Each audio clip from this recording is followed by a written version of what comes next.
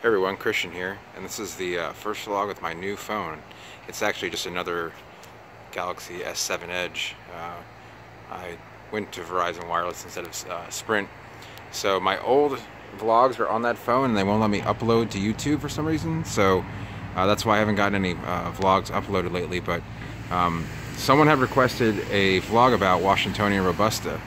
So because there's about 30 million of them in the state of Florida, I figured I would do these couple here. I know it's nighttime, but I figured this red light would kind of shine some light onto these plants. And so Washingtonia robusta is native to Baja California Norte, which is the northern part of Baja California that borders California and I believe a part of Arizona.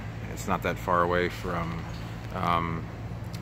the U.S. border. It's about 100 miles off south of the border. And they kind of grow in some desert valleys there. And but this plant seems to love every single climate you place it in.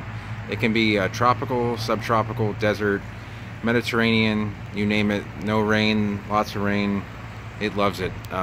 These are basically, they're probably one of the weediest palms in the whole palm world. Especially, there's probably weedier palms, but they enjoy a tropical climate. So as far as a palm that can grow in subtropical and tropical climates, this is going to be the weediest one. This thing puts out a ton of seed.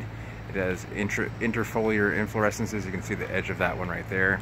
You can pick them up. They're like little pebbles. They're little size of like basically green peas, and even a little bit smaller. And they'll germinate whether you want them to or not. You can give them a lot of water. You can give them a little water. You can give them well draining soil, you can give them poorly draining soil, but they'll all germinate. They'll germinate in this mulch, in the bushes. They'll germinate a mile from here. They'll germinate even 10 miles from here. And so they are actually one of the Class 2 invasives in Florida. There are 4 or 5 Class 2 invasive palms.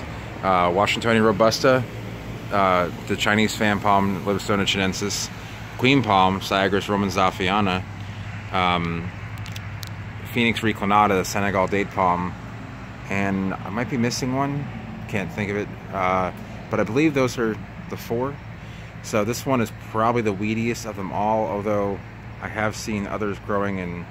Basically, Class 2 invasives are plants that are found growing outside of, that are non-native, that are growing outside of cultivation, but they are not invasive to where they're growing. So these will grow out in the middle of nowhere, but they're not taking over the landscape. So Class 1 invasives will be like Brazilian pepper, Melaleuca, carrot woods, and those make this plant look like a saint in the state of Florida. So these are used because they're just really cheap.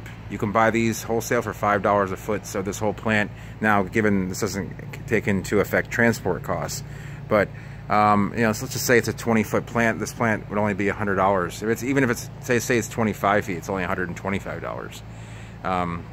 Probably cost double that just to move it if you had them in a bunch of 5. So I mean, this makes for an easy, mature-looking landscape. So that's why a lot of shopping centers use them as opposed to the palmetto across from there. You know, that plant's going to be 3 or 4 times older, maybe 3 times older. And it's going to be a little bit pricier, but you get the same palmate look with the thatching. But these are gonna, they're gonna hold a little bit of fiber and thatching on the trunk, as you can see there in random places. They're usually chopped off to give that kind of cleaner look, and they're going to be hardy to zone. I've seen them growing in zone 8A. I would say they're hardy to zone 8B.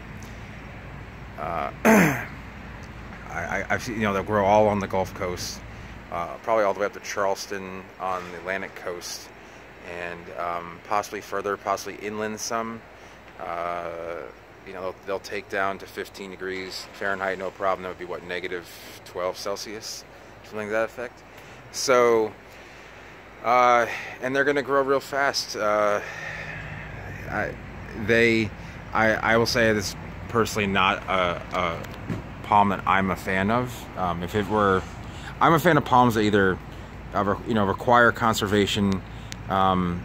These palms have probably caused more deaths than any other palm in the world because they have really They have first of all, they're armed. The petiole is armed, so if one of the leaves comes falling down, hits you in the neck, it can be pretty severe cut there. And also, people have to go up and trim a lot of these, and a lot of people fall off I mean, that's a user error, but they go up to trim them and they fall off what they're doing, or they fall off the tree or fall off the boom truck. And so these also cause a lot of, well, not a lot, but a number of deaths every year. So I guess in Florida you get a little bit spoiled because there's a lot of diversity in the palms. But you know, if you're in somewhere that you can't grow that many palms, you know, this is definitely a choice, and it's a faster grower too. And you know, it looks nice, and I don't want to, you know, if I had to move to a place where I couldn't grow into a Zone 8 climate, I would be happy to grow them. It's just that many people choose this palm for its cheap and easy use here in Florida for landscape, you know, commercial or residential. So yeah, that's pretty much it. I will say this one thing, and I probably won't be able to get a vlog about Washingtonia foliifera, because foliifera does not grow well here. There's a few of them here. They're going to have a thicker trunk. They're going to have larger leaves, and they're going to have a little bit more. They have more hair. You know, I forget the scientific name for it, in the crown, and they're just more stately. And I actually do love those plants. They're not as weedy, at least here in Florida, and they're actually a little bit more of a challenge to grow. So it makes it a little bit more fun, I guess. So obviously it's a little bit opinionated view on the plant, but I guess I'm a little bit jaded because of Florida. So anyway, I hope this was informational and useful for you guys. If you enjoyed it, give it a thumbs up. If you're new to the channel, go ahead and subscribe, and I will show you many more palms in the future with my new phone. And if you have any questions about it, Washingtonians, just leave them down below, and I'll see y'all next time.